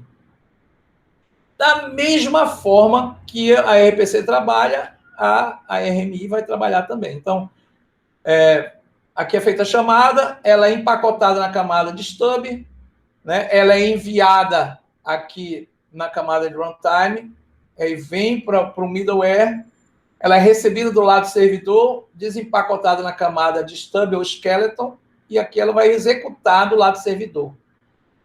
Retorna o resultado, empacota, envia. Aí, do lado do cliente, recebe o resultado da execução do método que foi rodado lá no servidor, desempacota, e aqui eu recebo o resultado. Então, são 2 formas de rodar código, do meu aplicativo rodar código nos servidores distribuídos. Um usando um paradigma funcional e outro usando um paradigma orientado a objeto. RPCs para programação funcional, RMIs para programação orientada a objeto. Comparando um pouquinho os dois aí, RPC versus RMI. O RPC funciona sob o paradigma funcional, enquanto o RMI opera sob o paradigma orientação a objeto. O RPC trabalha com funções, enquanto o RMI vive de métodos pertencentes ao objeto. Apesar de ser implementada em mais de uma linguagem, a técnica RPC é baseada em C, herdando sua estrutura básica. RMI, por outro lado, foi desenvolvido exclusivamente para Java e usa sua máquina virtual, a JVM. As semânticas que os protocolos implementam também têm peculiaridades. Enquanto o RPC incorpora semânticas como no máximo uma vez, ou pelo menos uma vez, a RMI implementa apenas a semântica no máximo uma vez. Agora, essas são diferenças. Agora, similaridades entre o mecanismo RPC e o RMI. Muitos dos conceitos básicos se repetem em ambos os paradigmas. O diagrama arquitetural de alto nível, por exemplo, é comum tanto ao RPC quanto ao RMI. Assim, como a finalidade deles é comum, acaba que eu consigo criar um diagrama único, que ele vale tanto para uma comunicação de transações cliente-servidor usando RPCs quanto RMIs. Eu vou ter sempre a aplicação, o lado stub, o lado runtime, a camada runtime, a camada stub, a camada runtime, a camada de transporte. Aí, do lado servidor, eu recebo na camada de transporte, empacoto, entrego aqui a aplicação, ela é executada do lado servidor, aí eu começo a descer a camada, a resposta será recebida, né, até ser entregue aqui para a minha aplicação. Então, esse aqui é um modelo não só de comunicação, mas lembrem, eu estou falando de execução de aplicação. O meu cliente, o aplicativo do lado do cliente, ele não tem o poder de executar. Ele vai consultar e ele vai executar o código lá no servidor. Então, para eu fazer isso, eu uso a RPC e o RMI, dependendo se ela for orientada, se for uma aplicação, uma abordagem funcional ou se for orientada a objeto. Bem, eu acho que isso aqui é a última detalhe aqui, que é uma outra alternativa que surgiu para resolver um problema. Qual é o problema? Tanto o RPC quanto o RMI, para eu enviar o código que eu vou rodar no servidor, receber de volta, eu preciso me conectar. Elas precisam fazer uma comunicação. Então, existe, gente, o que a gente chama de uma comunicação síncrona, sabe? Eu tenho que fazer a ligação, disco, estabeleço, beleza, conectamos, ok, agora eu mandei, processo, agora eu recebi de volta. Isso é uma grande desvantagem em sistema distribuído, porque nem sempre eu consigo me conectar. Às vezes o servidor está lá na China, como é que eu vou me conectar? E aqui é de dia, lá é de noite. Enfim, tem várias impossibilidades.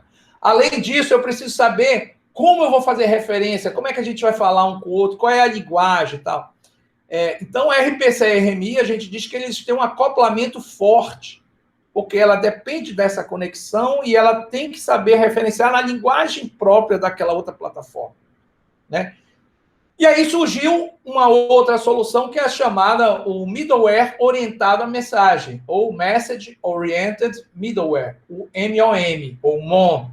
MOM, piadinha sem graça, mas é inevitável. Tá? Qual é a ideia aqui? Eu criar um modelo assíncrono para eu mandar os meus códigos para rodar lá no servidor. Tá? Esta é a história do Zap, a história da caixa postal. Eu mando que eu tenho que rodar para uma caixa postal, aí o servidor vem, entra na caixa postal, tem alguma coisa para rodar aqui? Tem, pega, rodei. Devolvo para a caixa postal. Aí o cliente vem assim, será que já rodou o meu processo? Vou lá na caixa postal. Qual é a caixa postal? É o middleware orientado à mensagem. Já está aqui ó, a resposta, o resultado da execução do teu código. Pega o resultado e leva. Então, é um middleware que serve de interface para eu não precisar fazer uma comunicação síncrona. Então, nesse modelo, as aplicações enviam mensagens a um ponto lógico de comunicação. Em seguida, o middleware de comunicação vai providenciar para que todas as mensagens sejam entregues aos seus destinatários.